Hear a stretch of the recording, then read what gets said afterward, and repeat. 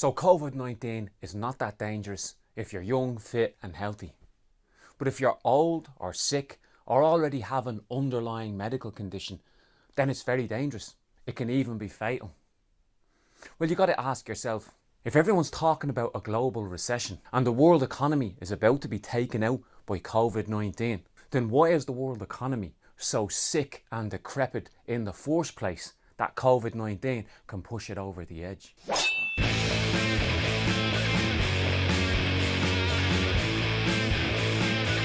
I mean, it's no surprise that the world is heading towards recession.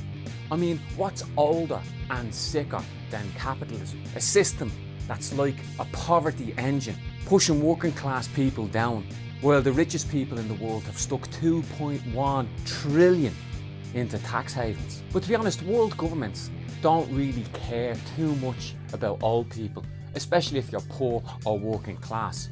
What they do care about is the impact on tourism or the impact on the economy.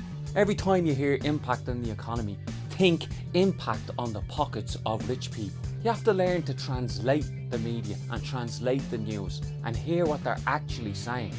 What they're saying is that your life matters less than the profits of the rich. Here in Ireland, you don't even get sick pay for the first 6 days that you're sick.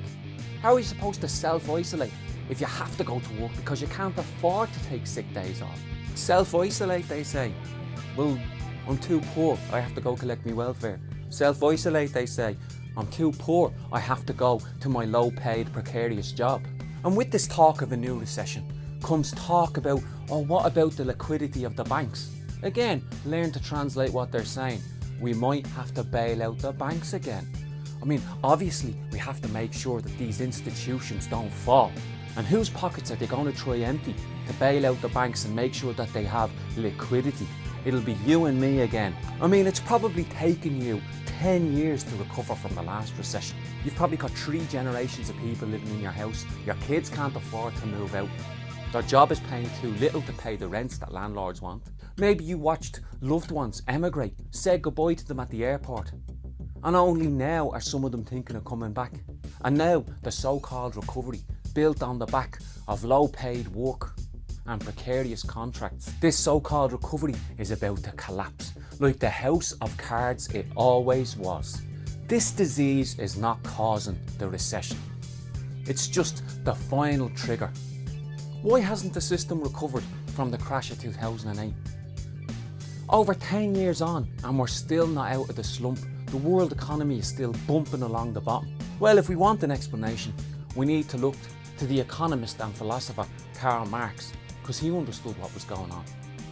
Now, I'm not expecting you to go and read all 3 volumes of Marx's Capital, so I'll give you a little helpful summary of what he said about profit rates and why they fall and why the system is sick right to its heart.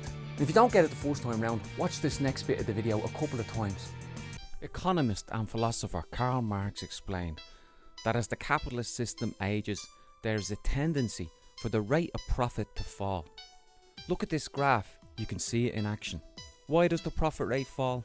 Well, let's imagine all the profits made on earth in 1 year are a big pie. The pie is made up of millions of companies employing billions of workers, and all the companies are competing with each other to try and get more of the pie, even if they're not entitled to it. Let's say a company employs 100 workers on €10 an hour, and its workers create €20 of product every hour. That 20 is €10 replacing their own wage, but also gives the boss a €10 profit he didn't work for. €10 profit and €10 for their own wage every hour that they work. They pay their 100 workers €1,000 in total, but get 2,000 back. 1,000 of which is profit from, let's say, selling 100 phones. The machinery used to make the goods has a little wear and tear, but you see, machines can't create new wealth. They just transfer the value they already have. They turn up as a cost on one side of the accounts book and drip, drip, drip their value as they wear out to the other side of the accounts book. But machines do one important thing for the bosses. A new machine lets you make your products quicker and more cheaply.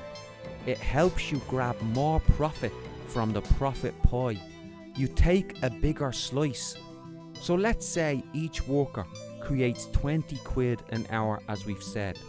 But instead of an old machine that lets them make one iPhone an hour, they get a new machine and make two. The old iPhones cost 20 quid to produce, one an hour. The new ones are worth a tenner because they make two in the space of that hour instead of one. So the boss wants this new machine to replace workers, and he grabs profits that he didn't produce. Now if the boss who made the new phones goes out and sells them for €15 when they're only worth 10, he undercuts his rivals who are still selling iPhones for €20. He's paid his workers a tenner. They produced 20 worth of goods in an hour. But instead of €10 profit, he makes €20 profit because he sold the phones for 15 each.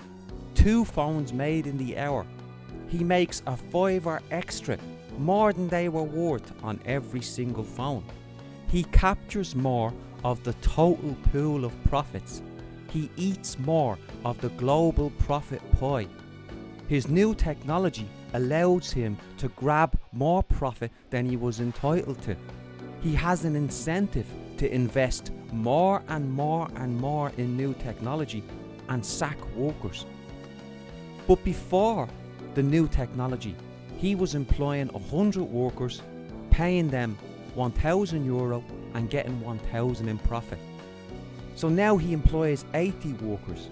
He pays them 800 quid and makes 160 iPhones. Each iPhone selling at 15 quid. So he makes €2,400, of which 1,600 is profit after paying his workers the 800.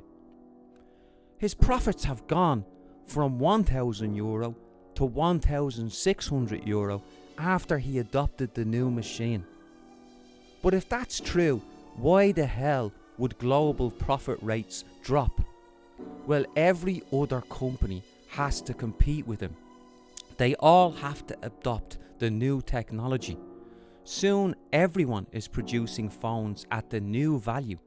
And because they are in competition and in rivalry, the phones will drop closer and closer to their real value of €10 per phone.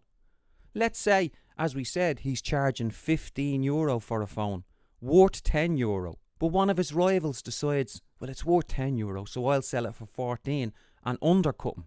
And then another says, well, I'll sell it for 12 and undercut him. Soon they'll get the phone to sell for a tenner. So now he's making 160 iPhones an hour. He's paying 80 workers 800, but he's only making €800 profit. If the same applies to all other bosses who adopt the new machine, the rate of profit drops. This cycle continues over and over with more and more spending on better machines and research on better machines because each of them wants to capture more of the total profit pie. The first to bring in a new technology gets extra profits. But the irony is, once they all do, the profit rate falls. So there you go. The system is flawed right at its very heart.